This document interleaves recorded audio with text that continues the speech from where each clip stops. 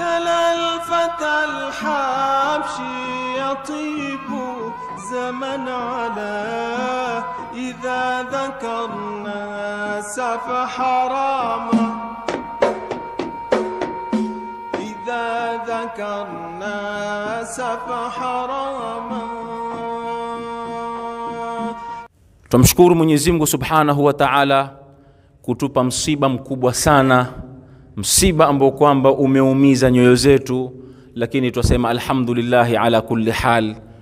Msiba wa kuondokewa na mzee wetu, baraka yetu, mwanachuoni wetu, mwalimu wetu, mlezi wetu, al-allama al-mujahid al-kabir al-habib Said Hussein bin Ahmad Badawi Jamalul Layl. Huu msiba ni mkubwa sana ndugu zangu uliotupata. Msiba ambao kwamba umeenea katika Afrika Mashariki na dunia kwa jumla. Namna watu walivyoamiliana na Sharif Hussein Badawi. Ndugu zetu kutoka katika nchi ya Tanzania ni kwa wao wanatupa sisi pole, sisi ndugu zao tunaoishi hapa Kenya. Wao wanatupa sisi pole, lakini mimi nawapa wao pole zaidi. Huu msiba kwao ni mara mbili. Ikiwa sisi ni mara moja, basi wao ni mara mbili. Wao wameumia zaidi. Sababu ya kusema hivi ni kwamba harakati nyingi sana za kheri Al-Habib Said Hussein bin Ahmad Badawi Jamalul Layl alizozifanya Tanzania, basi utatembea huzimalizi. Ameeneza elimu, amewakuuza walimu kwa kila mambo ya kheri utakao kuyasikia. Mengi sana amefanya Tanzania.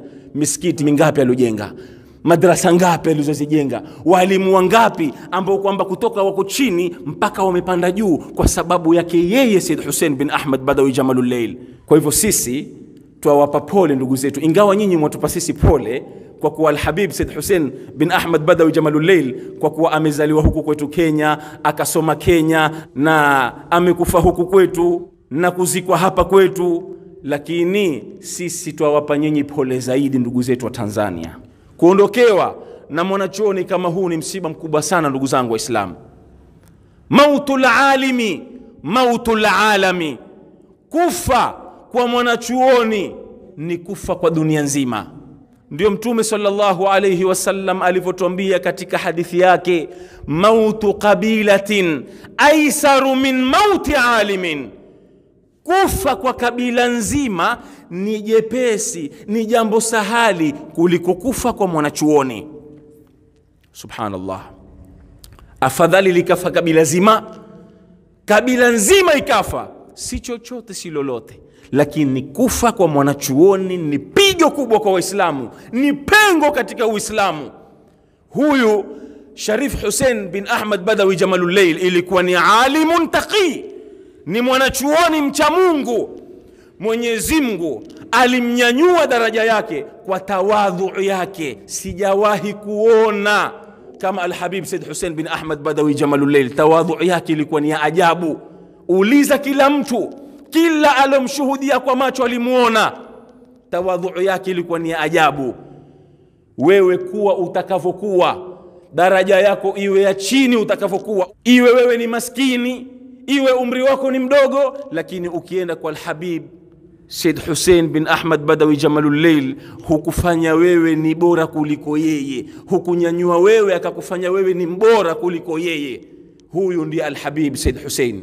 Tawadhu yake ilikuwa ni hali ya juu. Na ndio nataka ndugu zangu madai, walinganizi wa dini, wamsome Al-Habib Said Hussein bin Ahmad Badawi Jamalul Layl, kwa sababu kila kiongozi wa dini atakiwa awe na tawadhu.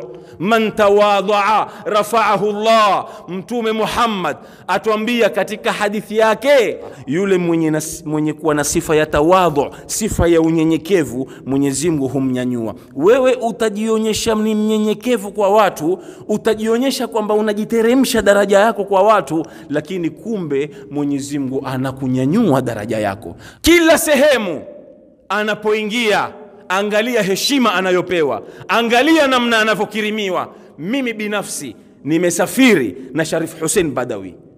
Si masala kwamba ni jambo nimesikia, laisa al-khabaru kalmuayana. Hakuna habari kama mtu kushuhudia mwenyewe kwa macho. Ni jambo nimeshuhudia kwa macho yangu mawili. Nimesafiri naye nchi mbalimbali, tumekwenda Dubai, tumekwenda Oman, tumetembea sehemu nyingi hapa nchi ya Kenya. Said Hussein bin Ahmad Badawi Jamalullah, sehemu yoyote anapoingia yeye, heshima anayopewa, basi ndio utajua ilikuwa ni mtu mkubwa sana. Ilikuwa ana mapenzi na kila mtu. Wewe angalia tu Sharif Hussein alivyokufa, angalia watu, utasikia kila mtu asema wallahi Sharif alikuwa kinipenda sana. Utasikia huyu asema alikuwa kinipenda, huyu yule asema, yani kila mtu aona ya kwamba mapenzi ya Sharifu kwake yalikuwa ni makubwa kuliko mwenzake. Kila mtu alikuwa akimuona kimshinda mwendani wake. Yote haya ni mapenzi aliamiliana na watu kwa uzuri. Alikuwa akipenda kila mtu, habagui, hachegui kwa namna utakavyokuwa wewe, lakini Alhabib alikuwa akionyesha mapenzi kwa kila mtu. Kwa nini tusimkumbuke?